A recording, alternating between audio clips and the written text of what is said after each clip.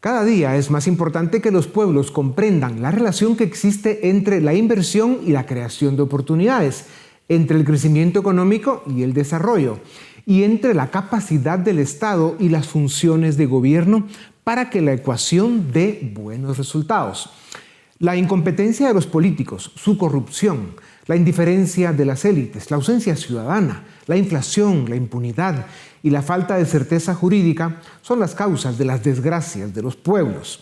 Para conversar sobre la ecuación del desarrollo, tengo el gusto de presentarles a Clinton López, director de Economía en una de las universidades de mayor prestigio en América Latina. Tiene estudios de posgrado en INCAE y la Boston University. Cuenta con más de 20 años de experiencia profesional en el mundo de las finanzas internacionales y la agroindustria.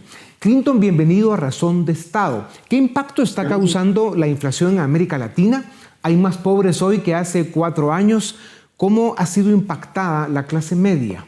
La inflación es un fenómeno que se vino a dar en Latinoamérica después de muchos años de mantenerla relativamente controlada a raíz del COVID, y básicamente ha afectado muchísimo a la clase media porque los salarios son probablemente los últimos que reaccionan, y entonces hemos tenido un aumento generalizado y sostenido en la mayoría de los productos de todo tipo, importados y nacionales, y posteriormente, obviamente, los salarios no han reaccionado a la misma velocidad, por lo tanto, hay menos poder adquisitivo y la clase media probablemente hoy en día, en términos generales, es más pobre. Ya.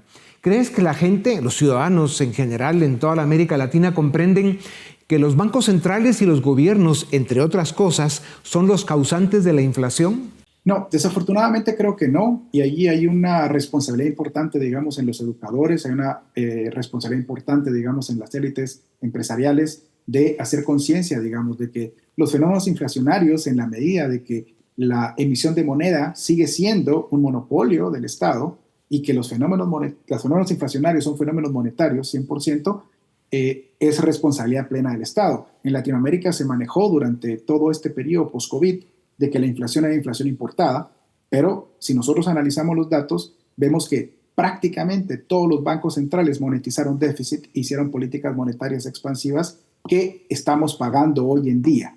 Claro.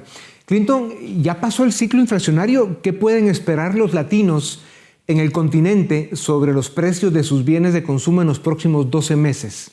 Desafortunadamente creo que el ciclo inflacionario no ha terminado. De hecho, los bancos centrales latinoamericanos ya empezaron con la reducción de tasas, buscando nuevamente políticas monetarias expansivas y siguiendo a la Reserva Federal, que inició el proceso hace una semana, y sin estar la inflación controlada. Y algo que es un fenómeno bien interesante que ha pasado en Latinoamérica es que los ciudadanos han perdido la confianza, eso es un buen punto, creo yo, en los datos que publican los gobiernos de inflación, porque lo que están encontrando es que los precios suben a unas tasas muy diferentes a las que publica las autoridades monetarias. Entonces, creo que hay una desconfianza ahí, pero la mala noticia, creo yo, es que vamos a continuar con estos periodos de inflación, tal vez no hiperinflaciones, pero inflaciones regularmente más altas de las que traíamos pre-COVID, porque los gobiernos encontraron un margen donde podían hacer cosas sin ponernos impuestos y ellos tener otros ingresos adicionales, que la inflación termina siendo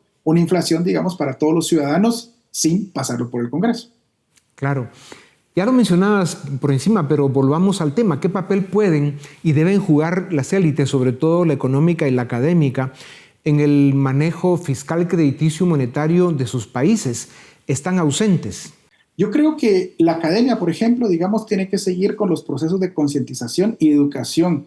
Yo le llamo sound economics o economía sana, digamos, recordar los orígenes realmente de cuáles son, qué es lo que causa la inflación, ¿no? Hoy en día hay muchas teorías raras que no son científicas que nos dicen que la inflación básicamente es un fenómeno especulativo, yo qué sé, y se olvidan, digamos, de que es un fenómeno monetario y que hay suficiente evidencia estadística y científica de mostrarnos de que la inflación es y sigue siendo un fenómeno monetario. En cuanto al papel del déficit, yo creo que también la pandemia causó muchísimo daño porque vendió esta ilusión de que los estados podían proteger y que además podían ayudar a las comunidades sin costo. Y lo que pasa es de que el costo está diluido en todos los ciudadanos que estamos pagando los procesos inflacionarios. Clinton, muchas economías en América Latina dependen de las remesas enviadas desde Estados Unidos y Europa. En el corto plazo está claro que varios países, menos mal, sobreviven gracias a las remesas. Pero, ¿qué impacto tendrán en el largo plazo por los dos efectos que conllevan? Por un lado, la siguiente generación ya no enviará la remesa y por el otro, habrá dejado a la generación y a los países que las recibían acostumbradas a vivir de ellas. Primero, efectivamente creo que reducen la pobreza porque son sueldos privados que no se tendrían en ausencia de la migración y entonces las personas que se quedan en el país saben mejor cómo utilizarlas que cualquier otra persona. Yo he trabajado muchísimos años en remesa y lo que uno puede ver es que invierten primero en alimentación, que parece mentira, pero es lo primero que invierten. Segundo, vestimenta. Tercero, educación. Cuarto, construyen sus casas o las mejoran. Y habitualmente el quinto es que se van.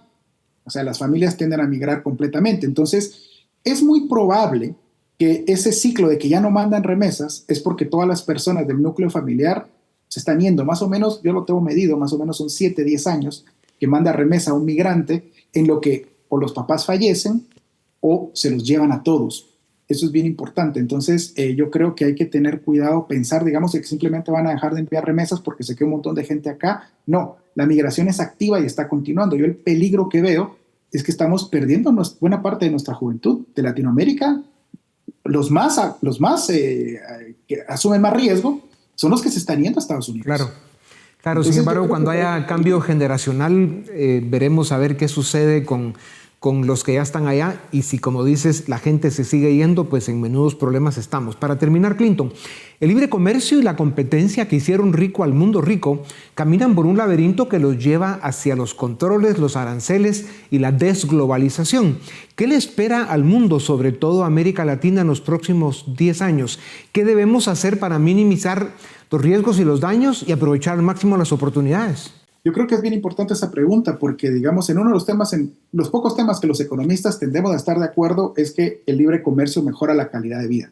Entonces, en este proceso que tiene, yo creo, dos factores, unos procesos de rent-seeking en los países desarrollados para cerrar sus fronteras y un segundo proceso puramente político que lo que pretende básicamente es utilizar el argumento de una potencial guerra para tener la producción en casa, vamos a esa guerra comercial. Entonces, eso en general va a empobrecer al mundo. Y los países más pobres, o que menos hemos logrado avanzar, como Latinoamérica, vamos a tener mayores problemas. ¿Qué podemos hacer? Efectivamente, yo creo que lo que deberíamos de buscar son políticas unilaterales de apertura, porque eso va a minimizar para nosotros el efecto que globalmente va a tener que bloques diferentes, por ejemplo, China y los Estados Unidos y Europa, que están unificados con el tema de los aranceles a los automóviles eléctricos. Entonces, una apertura unilateral de parte de Latinoamérica creo que nos podría ayudar. Lo que nos queda claro es que el siglo XXI llegó lleno de sorpresas, algunas desagradables, y falta mucho por andar. Habrá que seguir luchando con ánimo y esperanza. ¿Qué nos queda? Clinton, gracias por tu tiempo. A ustedes también, gracias por acompañarnos una vez más. Esto es Razón de Estado.